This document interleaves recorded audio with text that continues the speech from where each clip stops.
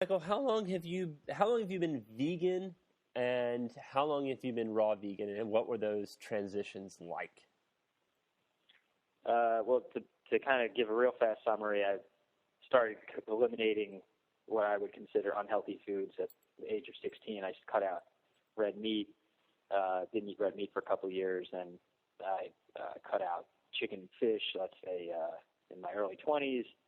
Then pretty much every year on January 1st, I would always have a New Year's resolution of cutting out something that I felt that wasn't optimal for me. So by the time I was 26 or 27, I was pretty much completely vegan, no dairy, no egg products, no eggs.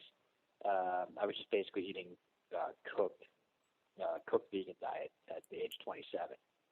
And then I guess when I was 30, I'm 30, almost 33 now. When I was 30, just turned 32, 31, I started up on the 80-10-10 or the low-fat raw vegan diet. So I've been eating only low-fat raw fruits and vegetables for almost 2 years now.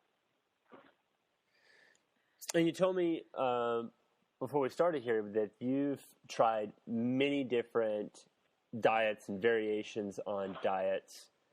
What prompted you to keep changing your diet, and how did you finally come to the raw vegan diet? Well, I've been running competitively since I was a teenager, 13 years old or so, and my quest was always how to perform better.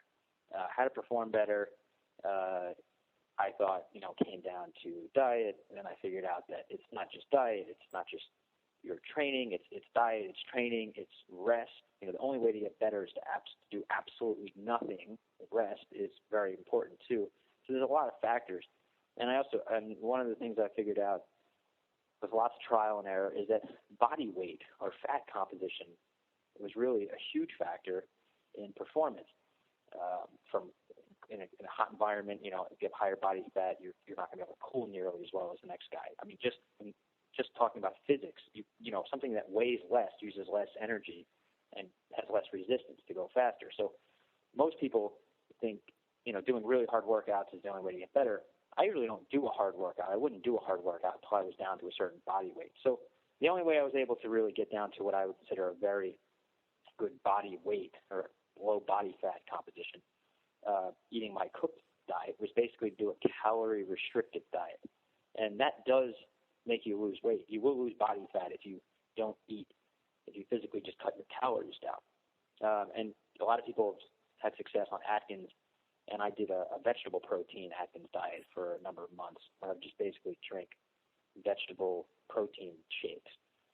And I lost a lot of body fat. I got really, really low body fat composition, and I started to run much, much faster, and I was still eating cooked vegetables. The problem was when I figured out that body composition or body weight was such a major factor in performance, there's other factors that come into play that can work against you. If you work out a lot and you're not eating enough calories, or you're not eating the right foods, you're going to start to become deficient in a lot of things, and you're going to put yourself at risk of injury. So when I did the Atkins diet, even though I was vegan Atkins, after about 3 months on that diet, I got to a very low body weight, very low fat weight, running very fast, set new PRs in the marathon by a big margin. My tibia broke. I had a severe stress fracture, and I basically couldn't run for a year. So after that, I kind of gave up on, calorie-restricted diets. Said the only way to get really light is to just eat less. When I learned about Dr. Graham's diet, it's not Dr. Graham's diet, it's a low-fat raw vegan diet, and there's plenty of people that come out before Dr. Graham and talked up this diet, this basically natural hygiene diet, is that with fruits and vegetables, you can pretty much eat as much as you want.